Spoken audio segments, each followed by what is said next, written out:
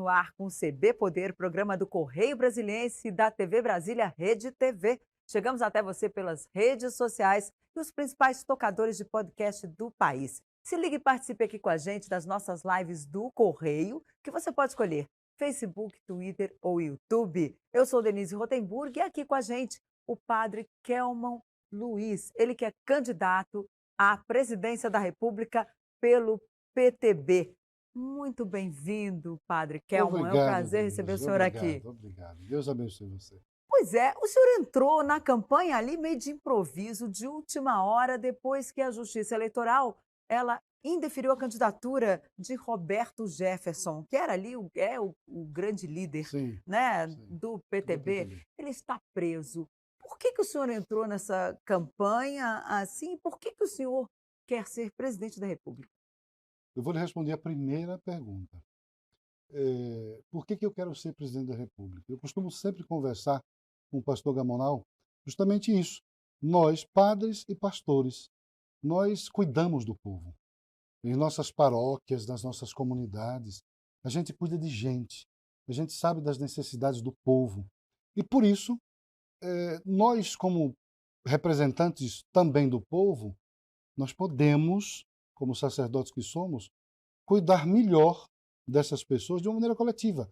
Se eu cuido muito bem de uma paróquia, se eu entendo muito bem dos problemas do povo, nós temos na veia, na nossa veia, como missionários que somos, este feeling de ver as necessidades dos nossos irmãos e buscar a melhoria para ele. Então imagine um padre e um pastor administrando a nação. Pois Né? é, como é que Quanto foi essa união? benefício vamos Como fazer? é que foi essa união? Porque é uma parceria aí meio inédita, né? Entre um padre e um pastor numa campanha presidencial. É realmente inédito na história da República atual. Eu acho que na história da República Universal não se viu, ou não se viu, a história em que um padre e um pastor se lançassem candidato. Mas nós fizemos isso justamente porque nós estamos preocupados com o povo brasileiro. E como o padre e o pastor são aqueles homens que cuidam das ovelhas, que cuidam das pessoas, das necessidades delas, nós, a convite do PTB, após, como você me perguntou, a convite do PTB, logo após o indeferimento da candidatura de Roberto, o PTB se reúne e aponta o nosso nome como substituto do Roberto Jefferson. E aí eu depois perguntei, né, porque eu achei muito estranho, mas por que eu? Né? Por que eu? Por que o pastor? Nós cuidamos aqui de organizações internas do MCC, que é o Movimento Cristão Conservador, e foi unânime em dizer: vocês vão representar os interesses do povo brasileiro, porque vocês já cuidam das pessoas. Então não tem nome melhor do que vocês dois para representar o nome do PTB na chapa do Roberto Agora, Jefferson. o Estado não é laico? Não é preciso haver aí uma separação entre religião e Estado, governo, no Sempre caso? nos disseram isso. E eu acredito que nós, religiosos, nós erramos muito em dizer que religião e política não devem se misturar. Deve se misturar. O Por padre e que o deve se pastor, misturar? o padre e o pastor, o fiel, deve participar da vida pública, da vida política, deve entender de assuntos que são aqueles que vão conduzir a sua própria vida. Ou seja, nós vamos eleger deputados federais, deputados estaduais, nós vamos eleger senadores, homens que vão escrever leis, que vão fazer leis, que vão conduzir os passos de cada cidadão. E eu preciso participar disso. O povo precisa conhecer aqueles que serão responsáveis pela sua própria vida. Então, é importantíssimo que o fiel, o padre e o pastor também participem disso. Até porque eu não sou cidadão, o pastor Gamonal também não é cidadão. Mas Então, os espíritas também são, sim, então todos os devem seguidores do participar. candomblé também são, Todos os devem umbandistas. participar. Todos devem participar da política, até porque tudo é política. Né? Então, os interesses da população passam pela política. Eles votam, eles determinam o valor do salário, eles determinam na política o valor do combustível, enfim, tudo passa pela política. Então, o padre, o pastor, ele também precisa ajudar as pessoas. Então, eu acredito sim que a nossa candidatura, como homens do povo, como homens também chamados a cuidar das pessoas, a cuidar de você. Nós podemos oferecer o nosso melhor. Nós podemos fazer o melhor por você. Em termos de programa de governo, o que que o senhor vai apresentar, assim, o que que o senhor já apresentou? Qual é a ideia, a força dessa candidatura, além, é claro, da questão religiosa? Olha, eu penso, e é exemplo de tantos padres que viveram e ajudaram essa nossa nação. Acho que a senhora lembra, ou já leu sobre José de Anchieta, Antônio Vieira, Emanuel da Nóbrega. Foram grandes sacerdotes que iniciaram aqui no Brasil a evangelização quando o cristianismo começou a chegar, quando chegou aqui. E esses homens, José de Anchieta, ali em São Paulo, eles criam aquela escola, uma igrejinha em Piratininga, que depois passa a ser chamada de São Paulo, de Piratininga. E eles foram muito precisos na catequese, na educação das crianças. A gente precisa acreditar, e esse é o caminho, é investir na educação de base. Então, para mim, eu como candidato, como sacerdote, o importante é nós investirmos na educação de base, formar bem as nossas crianças. O Brasil gasta muito dinheiro na educação. Há pessoas que podem dizer que não, isso não é verdade. Sim, o Brasil investe muito na educação, mas é preciso equilibrar esse investimento. É preciso apostar e investir bem na educação da criança, do adolescente. A educação de base é primordial, porque ela vai preparar esta criança para a universidade.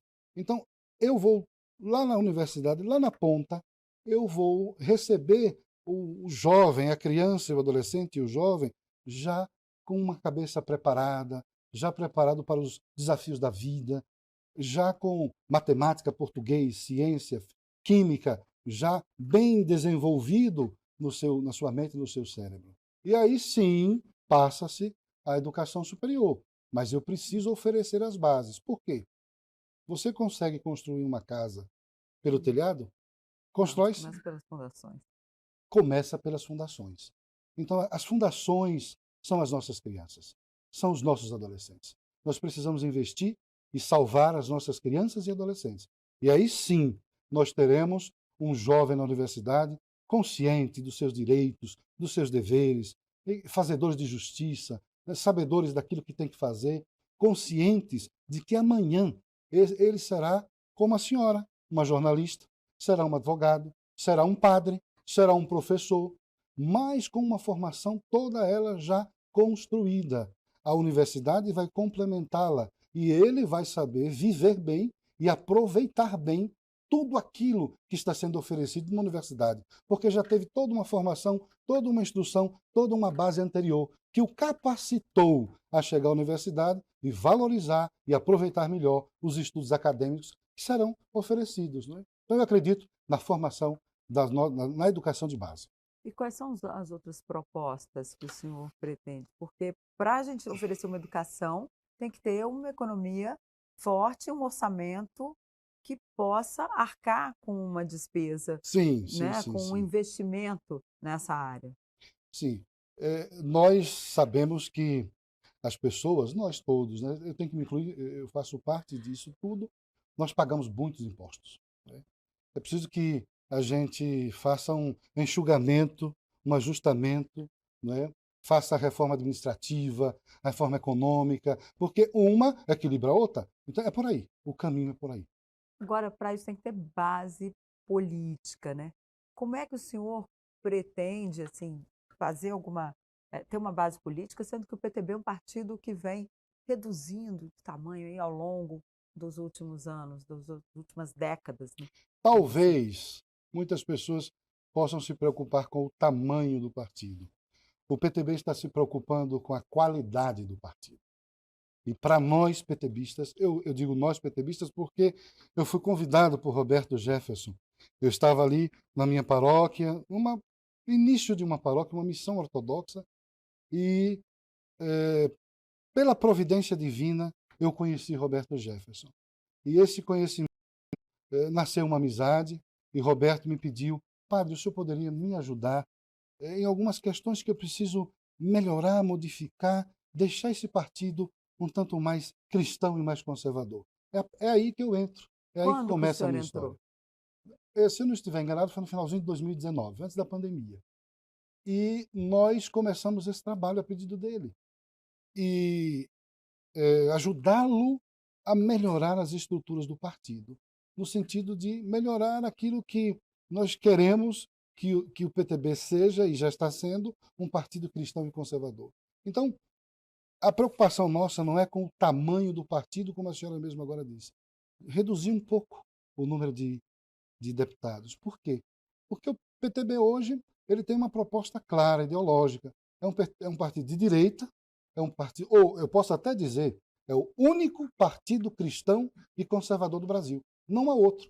Porque é por isso que eu, padre, estou nele, é por isso que o pastor Gamonal está, e outros sacerdotes. Não só sou eu. Né? Eu que estou assim um pouco dando mais a minha cara, o meu rosto. Mas existem outros padres ortodoxos que estão e que fazem parte do PTB. Sabe por que vieram? Porque descobriram que depois de muito tempo se pode confiar em um partido. Porque é um partido que tem um estatuto, aonde não teve medo de deixar esse estatuto aí para que qualquer pessoa consulte. E nesse estatuto está lá: nós defendemos a vida, da concepção até a morte natural. Quando esses sacerdotes leram isso, muitos deles até disseram: eu não estou acreditando. É verdade isso, padre? Ou isso é uma pegadinha? Eu disse: não, isso é verdade. Esse partido está defendendo a vida, mesmo estatutariamente, e outras coisas mais que a igreja defende. Então, por isso, atraiu alguns sacerdotes ortodoxos. Né? E nós estamos fazendo todo esse trabalho de modificação pensando em você, pensando no bem do Brasil, pensando em que nós realmente temos que avançar e oferecer ao povo um partido que ele possa confiar, um partido que ele tenha orgulho de fazer parte, de homens que pensam no país a médio e longo prazo, né, que pensam, que tem um projeto, né, de poder, de governo para as futuras gerações. E o PTB pensa nisso, pensa no jovem, pensa na mulher, pensa no negro, pensa no índio.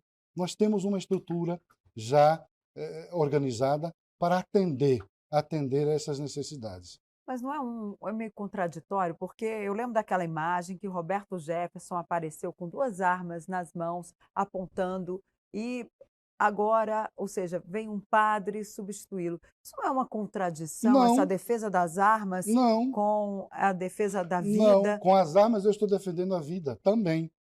É porque polemizam muito as coisas e tentam confundir a cabeça das pessoas. Infelizmente aqui se fazem isso e vocês chamam isso de fake news. Eu chamo isso de mentira. São mentiras que inventam, calúnias que inventam contra pessoas, contra instituições. E a gente precisa falar a verdade. Então, o Roberto Jefferson, quando aparece com aquelas armas, ele não está incentivando a violência, não está incentivando a criminalidade. Quem incentiva a criminalidade são esses bandidos que estão por aí nas favelas, armados, matando as pessoas. Você passa numa rua, tem um jovem com um celular na mão, chega um rapazinho com uma arma, toma o celular e ainda mata o outro. O Roberto Jefferson não faz isso. Ele não ensinou isso. Ele não ensina isso. Se Mas ensinasse não isso, houve eu não ali um estava no partido. discurso de violência política Não, também naquelas falas não, não, dele? não, não, não. Vocês precisam entender que todo ser humano tem a sua. Nós precisamos entender isso. Tem a sua maneira de se expressar, tem o seu jeito de falar. Eu mesmo. Todo mundo acha que um padre deve falar com aquela vozinha eclesiástica, assim. Não, eu não sou desse jeito, mas por isso eu não sou sacerdote, por isso eu não tenho educação, mas é a maneira. O Roberto, às vezes, é o seu jeito de, às vezes, falar um pouquinho alto, né? Ri bastante, é muito alegre. Então, quem Uhum. conhece o Roberto Jefferson de perto, quem o conhece de perto, sabe que tudo que vocês viram dessas mentiras, dessas notícias nas televisões ou nos rádios, isso são inverdades, não é? Também As muito armas, brigão, né. mas eu quero, Ele é muito bom, mas ele é muito brigão também, mas né. eu também sou padre, eu também sou brigão. Mas eu também sou brigão naquilo que acredito para defender. Por exemplo, nós hoje fomos a visitar algumas sedes de alguns partidos. Né? E nós Uhum. fomos ali convidá-los. Né? Convidá-los, porque eu tenho que defender aquilo que eu acredito. Nós fomos convidá-los para que eles juntassem a nós nessa defesa da vida. É o que nós chamamos de pacto pela vida. Porque o aborto é algo assim abominável. Abominável. A senhora é mãe, a senhora é mulher, sabe do que eu estou falando. E nós precisamos conscientizar mais as pessoas, você mocinha, você mãe que está em casa, né, que o bebezinho que está no seu ventre é uma outra vida, é um outro ser, que tem o direito de nascer. E você não pode, por seja lá quais forem as justificativas, que não se justifica isso, tirar a vida. Porque não é uma extensão do seu corpo. Ali é um outro corpo. Você apenas, agraciada por Deus, tem esse dom de guardar ali no seu ventre uma nova vida, que precisa vir ao mundo. A senhora está aí na minha frente hoje porque alguém não te abortou, não é? Se a senhora estivesse... E o Se senhor tivesse, também. eu também. Né? Todos nós. Então, veja o fruto Agora, que eu dei para a sociedade. Um claro. padre que não foi abortado. Veja o fruto que a senhora deu à sociedade. Uma jornalista que não foi abortada. Está aí, fazendo o seu trabalho. Quantas crianças que foram assassinadas no ventre das suas mães, tiraram assim com os ferros, os pedaços, as criancinhas, às vezes, gritando, e jogaram no lixo como se fosse algo insignificante. É um ser humano. Precisa de ajuda, precisa de defesa. São indefesos e precisam da nossa ajuda. Claro, nós vamos para um rápido intervalo, 1 minutinho, e a gente volta com mais CB Poder, que hoje recebe o padre Kelmon Luiz, candidato à presidência da República pelo PTB. Até já!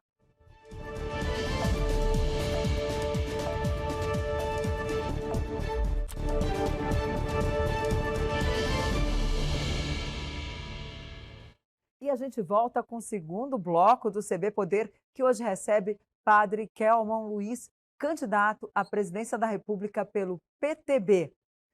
Padre, o senhor estava falando no bloco anterior que o senhor visitou os partidos. Quais partidos que o senhor visitou? Apresentando um documento do Pacto pela Vida? Como é que é isso? Nós visitamos hoje cedo o PT, Partido dos Trabalhadores. Em seguida, visitamos o PDT, o PT do Luiz Inácio Lula da Silva e o PDT do Ciro Gomes.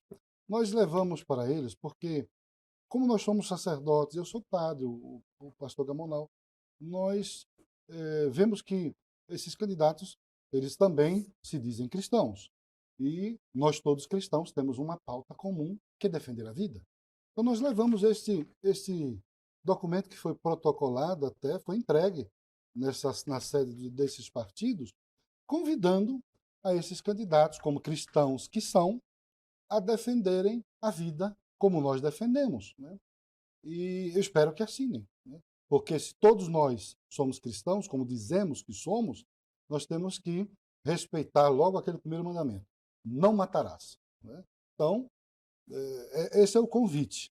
Né? E demos um prazo para recebermos a assinatura desses candidatos. Agora, padre, a gente tem aí, o senhor, as pesquisas mal apontam o seu nome, né? O senhor está com pouco tempo de televisão, difícil o senhor ser conhecido, muito difícil o senhor chegar num segundo turno. Qual vai ser a sua posição se o senhor não estiver no segundo turno? Quem que o senhor vai apoiar? Olha, o que eu digo é o seguinte: nós não sabemos do futuro, nós sabemos do momento atual agora. Pode ser que agora nós não pontuemos, mas a política é como as nuvens, né? Ora está aqui, ora está ali. Então, talvez os brasileiros aí acreditem no padre, acreditem no pastor, sabem que nós defendemos a vida, sabem que nós defendemos Deus, pátria, família, vida e liberdade. São esses 5 pilares que nós defendemos, que você também defende isso aqui. Né? Todo brasileiro ama a Deus, defende a pátria, a família, a vida e a liberdade. Isso é a minha campanha com a do pastor, isso é o PTB. Então, se hoje não nos conhece, se hoje nós não pontuamos, amanhã, com a ajuda do povo brasileiro, nos conhecendo mais, poderemos pontuar. Né? Agora, se nós não chegarmos ao segundo turno, você me perguntou quem nós Quem o apoiaríamos? senhor apoia? Porque Roberto Jefferson lá atrás ia inclusive apoiar o presidente Jair Bolsonaro e, de repente, resolveu ser candidato. O senhor conhece ele? Não Por é de que foi repente essa mudou mudança? de ideia, Denise. Não é que Roberto Jefferson de repente mudou de ideia e decidiu assim, de uma hora para outra, eu sou candidato e pronto. Não. Roberto Jefferson é um homem experiente na política. Ele sempre apoiou e apoia o presidente, a direita. É um homem de direita. E todos nós somos de direita. Ele viu, ele observou que havia 5 partidos de esquerda contra um partido só, contra um homem só, o presidente Bolsonaro. Porque todos os outros partidos são iguais. Todos eles muda a sigla, mas a ideologia é a mesma. Tem o mesmo discurso, um ajuda e um apoia o outro. Então, o Bolsonaro estava sozinho nessa, o presidente Bolsonaro. Então, Roberto decidiu, vou ajudar o presidente Bolsonaro. Vou ser mais um com ele para defendê-lo, para ir ao debate, para confrontar aqueles que não defendem a vida, que não defendem valores, e mostrar a verdade. Era apenas isso. Mas, infelizmente, Roberto Jefferson foi silenciado com uma tornozeleira injusta na sua perna. E aí ele convida o padre. Né? E qual seria meu posicionamento? Que o Brasil precisa permanecer na direita. O Brasil tem que permanecer à direita, porque garante a vida, a família, a liberdade, o patriotismo. É o que eu acredito.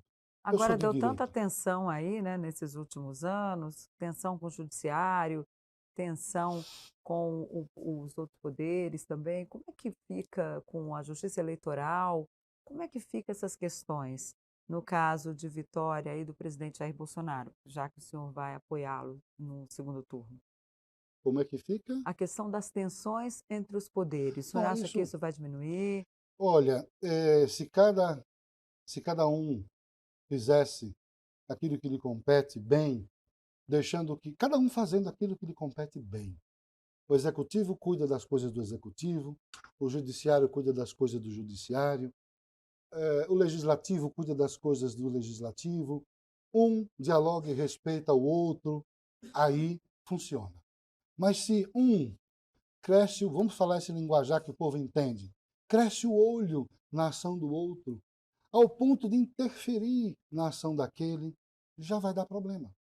Então é preciso rever cada um dos poderes, rever a sua atuação e assumir o seu papel e não querer protagonizar o poder alheio, não querer tomar o poder alheio.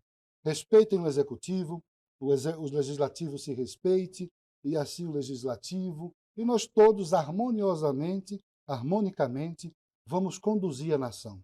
O que não pode é o que a senhora acabou de dizer, esse enfrentamento, essa intromissão de um para com o outro. Né?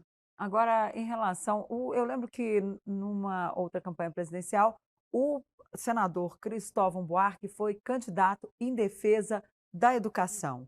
O senhor entra para colocar na área, além dessa defesa aí da direita, também a cristofobia, que o senhor inclusive toca nisso no programa de governo entregue ao TSE, é isso? Que bom que você tocou nesse assunto, porque acusam-nos, os cristãos, de intolerantes. Nos acusam disso. Vocês são intolerantes, vocês são isso e aquilo. Mas nós sabemos respeitar o diferente, nós sabemos acolher o diferente, nós sabemos ouvir o diferente, e nós sabemos amar o diferente. Nós cristãos sabemos fazer isso. Mas quem nos acusa de intolerante desrespeita a nossa fé, desrespeita os nossos símbolos religiosos, desrespeita as nossas crenças. E aqui eu vou dar um exemplo. Eu era bastante jovem ainda, quando eu vi isso pela TV, numa dessas atividades que acontecia aí nos carnavais, uma pessoa na rua desfilando com uma roupa de bispo, com um cálice, e dentro do cálice ele tirou uma camisinha. Isso é uma afronta, isso é um desrespeito gigantesco, uma violência contra uma Ok. fé alheia. Muito obrigada pela sua Deus presença aqui. E para você que nos assistiu, o CB Poder fica por aqui. Obrigada pela companhia. Até a próxima. Tchau.